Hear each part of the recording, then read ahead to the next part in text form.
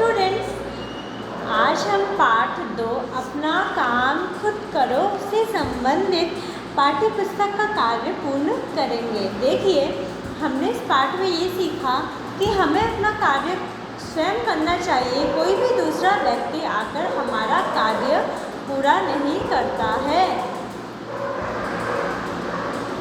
देखो, हमने देखा था कि किस प्रकार एक चिड़िया और उसके बच्चे खेत में रहते थे और जब गेहूँ पक गए तो किसान ने आकर बोला कि हम अपने पड़ोसियों से इसे कटा देंगे, परंतु चिड़िया ने बोला कि कोई भी गेहूँ काटने नहीं आएगा, क्योंकि वो जानती थी कि कोई भी व्यक्ति आकर दूसरे का काम नहीं करता है।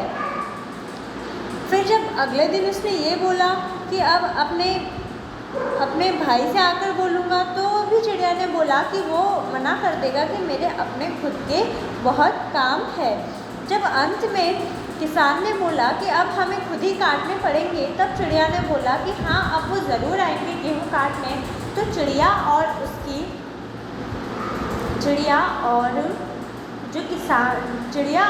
चिड़िया अपने बच्चों को लेकर दूर कहीं जा उड़ी, क्योंकि उसे पता था कि अब वो अपना काम स्वयं कर रहे हैं तो ये कार्य अवश्य पूरा होगा।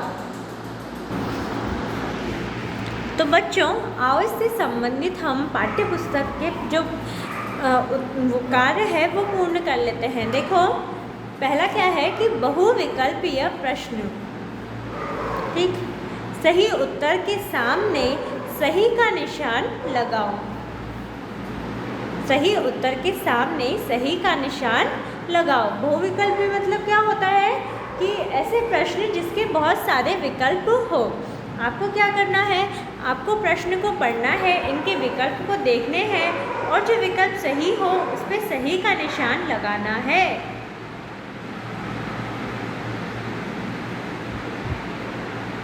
देखो बच्चों, प्रश्न संख्या 1 क्या है कि चिड़िया के कितने बच्चे थे। विकल्प है 2 बच्चे, 3 बच्चे या 4 बच्चे। तो बताओ कितने बच्चे थे। चिड़िया के 3 बच्चे थे, तो इसका सही विकल्प होगा ख। तो इस पे ख पे सही का निशान लगाओ। अब दूसरा देखते हैं कि किसान के साथ खेत पर कौन आया था। क देखो, इसका पड़ोसी, ख उसका भाई या ग उसका बेटा। बताओ कौन आया था। देखो, इसका सही उत्तर है ग उसका बेटा। किसान के साथ खेत पर उसका बेटा आया था। तीसरा देखिए, चिड़िया रोज बाहर क्यों जाती थी। विकल्प दाने की खोज में, किसान से डरकर, नए घोंसले की खोज में। देखो, इसका सही विकल्प है क, दाने की खोज में। चिड़िया रोज घर से बाहर क्यों जाती थी। चिड़िया रोज घर से बाहर दाने की खोज में जाती थी। अभी प्रश्नोत्तर जो है वो मैं आपको अगली वीडियो में कराऊंगी, अभी अगली कक्षा में कराऊंगी। देखो, अब दूसरा प्रश्न देखो, किसने कहा, किससे कहा। कब, बेटा अब गेहूँ पकने लगे हैं, हम 2-3 दिन में इन्हें कटवा लेंगे। ये बात किसने कही थी। देखो, ये बात किसान ने अपने बेटे से कहा। क्या किसने कहा था, किसान ने अपने बेटे से।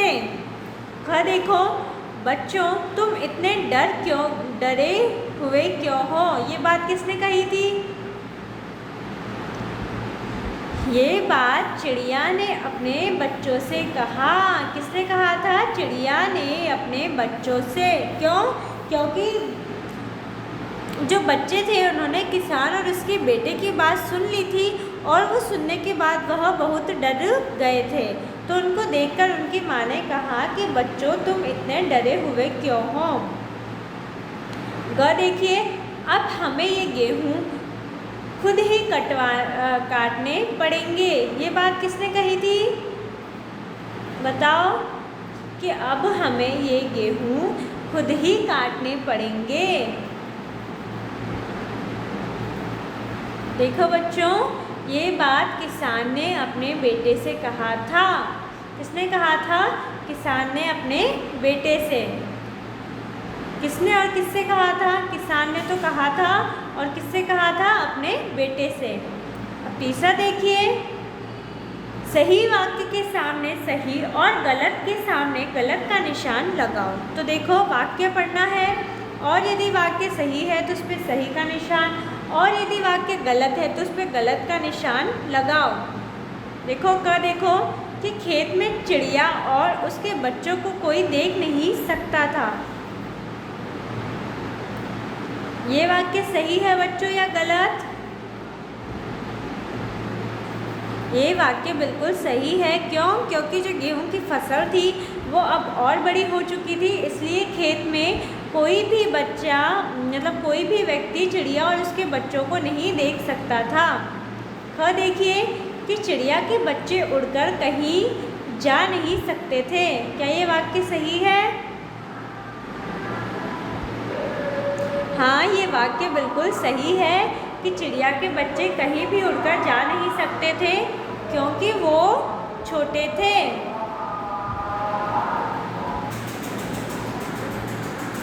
देखो बच्चों, अब हम प्रश्न संख्या 3 एक बार फिर देख लेते हैं कि सही वाक्य के सामने सही और गलत वाक्य के सामने गलत का निशान लगाओ। वाक्य सही है तो सही और गलत है तो गलत का निशान लगाओ। देखो, खेत में चिड़िया और उसके बच्चों को कोई नहीं देख सकता था। ये वाक्य बिल्कुल सही है क्योंकि क्या जो वो है गेहूं के खेत हैं वो बड़े हो चुके थे, तो अब चिड़िया और उसके बच्चों को कोई भी नहीं देख पा रहा था। ख देखिए कि चिड़िया के बच्चे उड़कर कहीं जा नहीं सकते थे।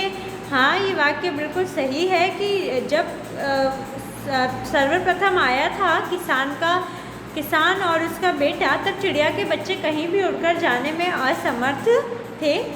ग देखिए कि किसान की बात सुनकर चिड़िया के बच्चे बिल्कुल नहीं डरे। ये वाक्य बिल्कुल गलत है। चिड़िया की बात सुनते ही चिड़िया के बच्चे तो बहुत ज़्यादा डर गए थे, तो इस पर गलत का निशान लगाइए। घ देखिए कि अपना काम अपने आप ही करने से होता है। क्या ये वाक्य सही है? हाँ बच्चों, ये वाक्य बिल्कुल सही है कि हमें अपना काम अपने आप ही करना होता है तो ही वो कार्य पूरा हो पाता है। और देखिए कि किसान और उसका बेटा खुद गेहूं काटने नहीं आए। क्या ये वाक्य गलत है? हाँ, ये वाक्य बिल्कुल गलत है क्योंकि क्या किया था, पहले तो वो अपने दोस्त को बुलाना चाहता था परंतु वो भी नहीं आया, फिर अपने भाई को, वो भी नहीं आया, तो अंत में किसान और उसके बेटे को स्वयं ही गेहूं के खेत काटने के लिए आना पड़ा। ठीक है, अब देखते हैं भाषा और व्याकरण। देखो, उदाहरण समझो और लिखो। कटना, तो इसका वो क्या लिखा? कटवाना। इसी तरीके से करना, तो क्या हुआ? करवाना। गिराना, तो इसका हम क्या लिखेंगे? गिरवाना। लिखना, तो इसका हम क्या लिखेंगे? लिखवाना।